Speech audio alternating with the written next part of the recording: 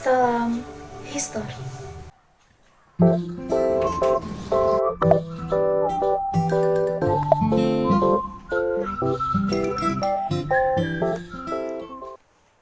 Halo semuanya, kenalin aku Rasti, absen 32 dari kelas 11 IPS 1. Nah, pada kesempatan video aku kali ini, aku mau membahas salah satu tokoh.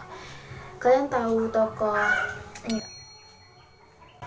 Oke, pasti dari kalian itu jarang banget lihat tokoh ini, atau mungkin nggak pernah lihat foto dari tokoh ini. Nah, biar kalian tahu, simak video aku yuk. Nah, jadi nama tokoh itu adalah Faraj bin Said bin Awak Marta. Kalian pasti asing banget sih sama nama ini. Nah, jadi Faraj Marta ini dikenal sebagai saudagar asal Arab yang tinggal di Indonesia. Jadi Faraj Marta lahir pada tahun 1897 di Hadramaut, Yaman.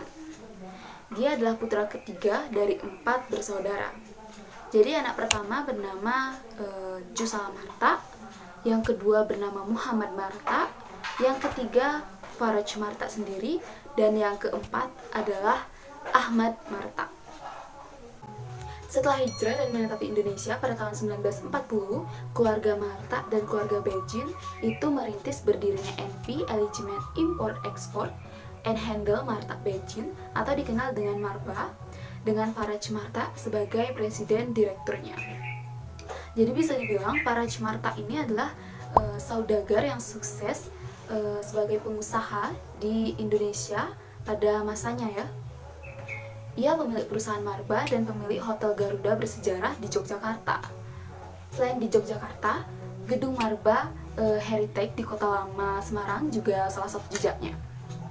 Terus ada juga gedung Marba di Jakarta yang kini masih berdiri dengan kokoh di kawasan Kota Tua, yang sekarang disebut sebagai Gedung Ciazindo. Nah, Faraj Marta memiliki seorang anak yang bernama Ali bin Faraj Marta, yang dimana Ali ini merupakan anak pertamanya. Dia juga dikatakan dekat dengan Bung Karno dan sekarang menjadi penerus bisnis ayahnya. Nah, selain Ali bin Faraj Marta, ada juga 6 lainnya anak Faraj Marta, yaitu Kamal bin Faraj Marta, terus Jamila binti Faraj Marta, Sakinah binti Faraj Marta, Helmi binti Faraj Marta, Farida binti Faraj Marta, dan Ghazi bin Faraj Marta. Lalu apa sih peran Faraj Marta, si pedagang Arab, untuk Indonesia? Kalian tahu rumah ini nggak? Pastinya kalian nggak asing sih sama rumah yang satu ini. Jadi rumah ini rumah yang dipakai untuk membacakan teks proklamasi kemerdekaan Indonesia oleh Soekarno-Hatta, yang terletak di Jalan Pegangsaan Timur nomor 56, Cikini, Jakarta Pusat. Nah, cikal bakal atau asal-usul rumah ini tidak dikasih tahu kan dari buku sejarah. Kalian tahu nggak sih siapa pemilik rumah ini? Nah, jadi rumah ini merupakan rumah yang dimiliki oleh seorang saudagar Arab, yaitu yang dari tadi kita bahas, Faraj Marta. Jadi Faraj Marta memang memiliki banyak rumah, salah satunya rumah di Pegangsaan Timur nomor 56. Banyak yang mengatakan bahwa rumah di Pegangsaan Timur nomor 56 ini merupakan rumah milik Belanda ataupun milik Jepang yang kemudian ditempati oleh Marta. Namun, Yusuf Marta selaku kerabat dari Faraj Marta dalam podcastnya bersama USM Official menjawab bahwa seperti ini. Akan ada yang menyatakan bahwa itu mungkin rumah milik orang Jepang atau Belanda ditempatin oleh Marta, terus dari situ dari Marta diserahin kepada negara. Siapa ini Marta kok sampai bisa punya kemampuan sedemikian rupa? Mana ada rumah yang atau boleh dikatakan aset yang segitu besar, sekitar 10.000 meter bisa ditempatin? Emang siapa? Nggak mungkin dong. Nah, jadi gitu. Jadi keluarga Marta ini tidak memiliki hubungan bisnis dengan pemerintah.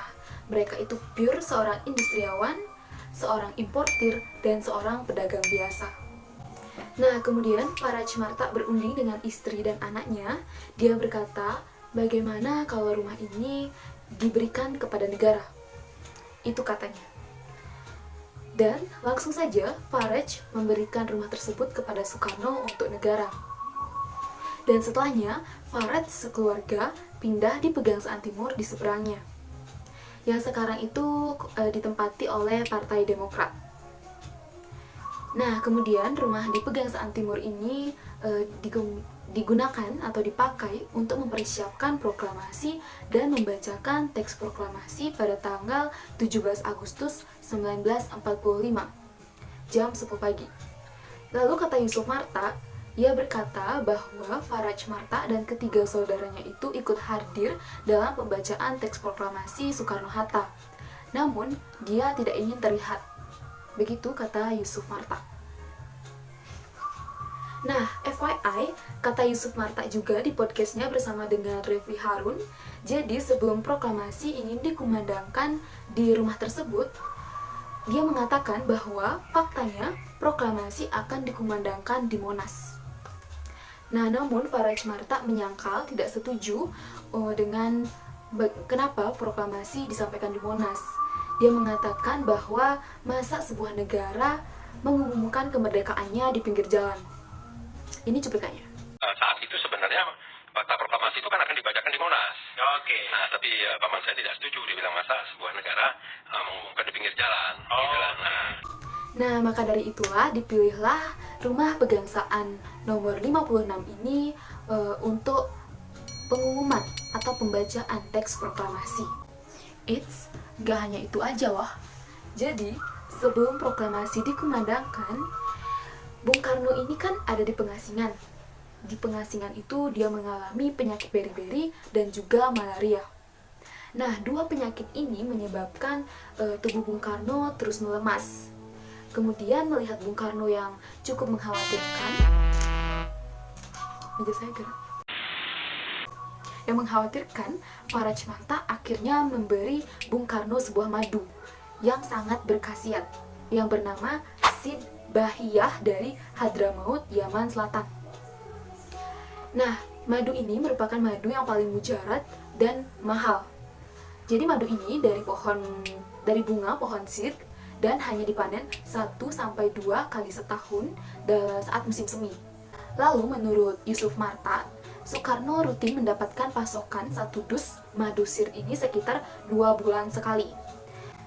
Kemudian setelahnya Soekarno sembuh, barulah proklamasi tersebut dikumandangkan. Tepat pada pukul 10 waktu Indonesia Barat, tanggal 17 Agustus 1945, di teras rumah Pegangsaan Timur nomor 56 milik Faraj Marta ini, bangsa Indonesia telah memproklamirkan diri sebagai bangsa yang merdeka. Nah, jadi Faraj Marta tak hanya menghibahkan rumah Pegangsaan Timur dan menyembuhkan Soekarno dari penyakit malaria dan beri-berinya, Faraj Marta juga membelikan sejumlah gedung di Jakarta untuk negara, untuk pemerintah.